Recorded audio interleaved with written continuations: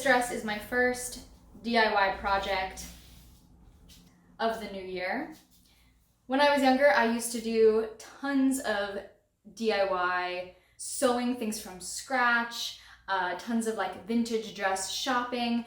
I got this at a garage sale today, and I now have a sewing machine thanks to Alex's mom. I haven't used it yet, so I don't know. The first thing that has to go is this.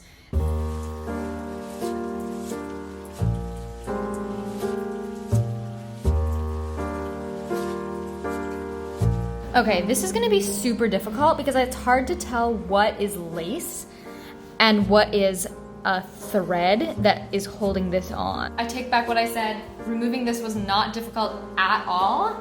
Once I did the first cut, it was really easy and it's flawless. We don't have any holes or anything, so success. It's so close to fitting me, it just needs a tiny bit. I've been watching a lot of Best Dressed on YouTube recently, so I've been very inspired to get revamping.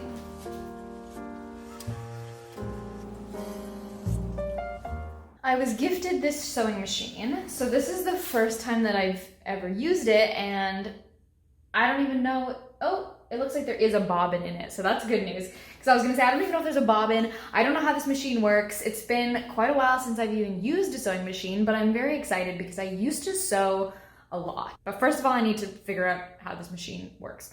This pedal is it's like metal. Like they don't sell them like this anymore. It's metal.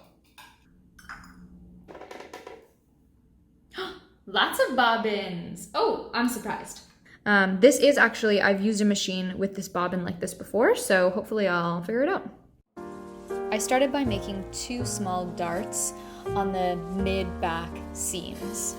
And you can see here when I started to sew it, even though I'd done a practice stitch, this fabric, it was difficult to work with, and the needle was creating this small tear in the fabric, like a little snag, and I quickly realized that I think the needle just needed to be replaced, and luckily there were some extra needles and I was able to find one that was sharp and new and ready, and that solved the problem, luckily. Okay, I've spent way too long just looking at the hem on this dress and trying to figure out what they've done to the hem, deciding if I want to recreate that or if I just want to do my own hem. And I've been looking at this for so long. I'm like, how did they do this? Trying to use my Sherlock Holmes reasoning skills to figure it out. Look what they've done. So there's this little piece right here that's just extra. Like they put this on just to make this nice fold over, which is cute, but unnecessary for me. After measuring and cutting a couple inches all the way around off of the bottom of hem, the first thing I needed to do was just to put the 2 layers together. So I started by doing a zigzag stitch all around the bottom, kind of similar to what I would do if I had a serger, which I don't have, before I even start to flip it under and turn it into a hem.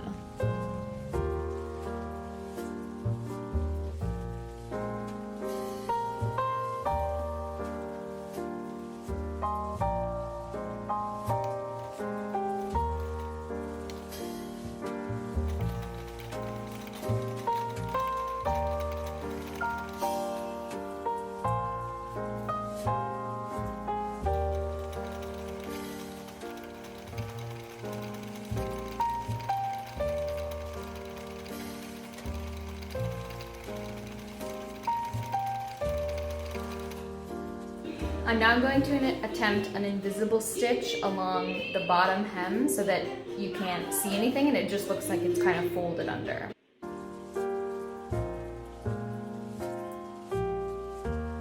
So this is where we're at with the length, and I think this is going to be much cuter. Before it was like below the knee. Now we have a little bit above the knee.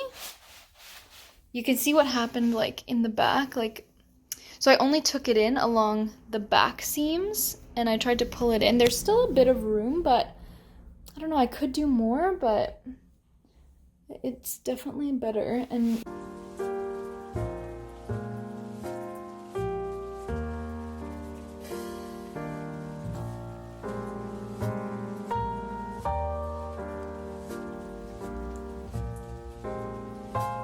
Thank you so much for joining me on this DIY adventure. You can see the bow is gone.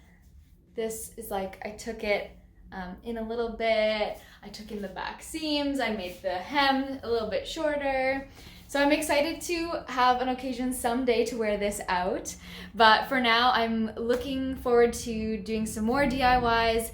Now that I have my sewing machine, I'm ready to roll. Thank you so much. Make sure that you click subscribe and give me a thumbs up, and I'll see you again next week.